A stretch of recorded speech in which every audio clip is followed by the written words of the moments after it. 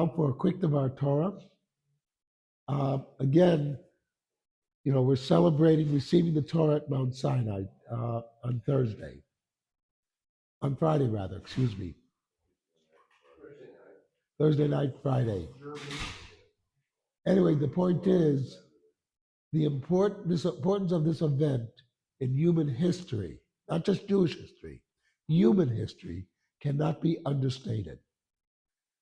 Because one of the big problems that you see throughout the history of the world cannot be overstated. It cannot be understated either.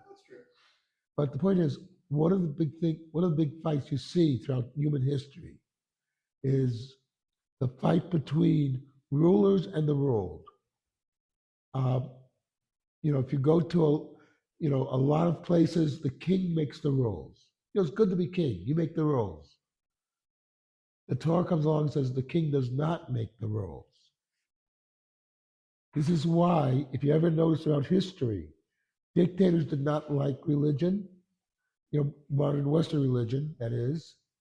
They liked the old-time religion of idol worship, where a king was considered a god. When you're a god, you can make rules, and you were exempt from the rules you made.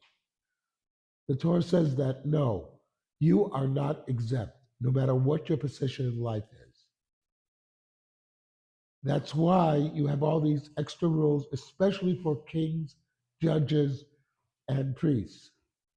They have to be pure, etc., because they set a standard for society. If the king is corrupt, society will be corrupt. Just as if the society is corrupt, then the king will be corrupt because he knows that he can get away with it. But if the king is corrupt, then people will not follow him. They will say, "Oh, he's just a corrupt guy. I don't care."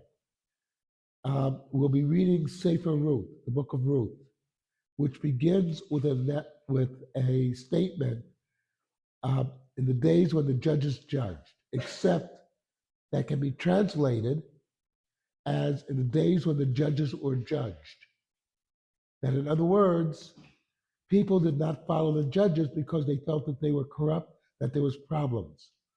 If you look at the history of the First and Second Temple periods, you notice at a certain point, the priests lost respect of the population because of their corruption. People looked at them, they said, "You're corrupt." The judges lost respect because of their corruption. The Torah is very clear on this. In Deuteronomy, Sefer Devarim, it makes the point that a judge has to give the judgment and he has to disregard the external things about the people standing before him, whether they're rich or poor, famous or not, powerful or not. None of that matters. What matters is the case before them. So this is what the Torah comes to teach. And this is why, if you notice throughout history, dictators didn't like it because it limited their power. Rulers basically didn't like this. But there are rulers who understood this. Interesting side note, that when King Charles became king, and they had his investiture, as it's called, the most important moment is basically there's no public. He's taken to a Bible, and he's told, this is the Constitution of England, the Bible. And it's an interesting thing. Remember that the Torah commands that a king write a Sefer Torah, and he carry it with him at all times. I mean, can you imagine if the president had to write a constitution and carry it with him at all times? I mean, there was a recent president who probably couldn't write it, but that's a separate issue. The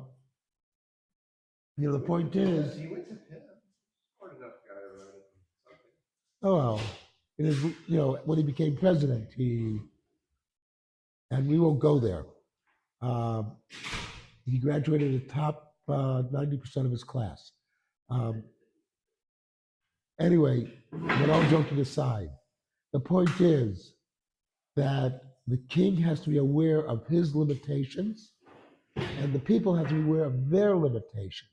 They're not free to do whatever they want, just as the king is not free. Society operates because we have limitations on what we say and can do. Something to think about.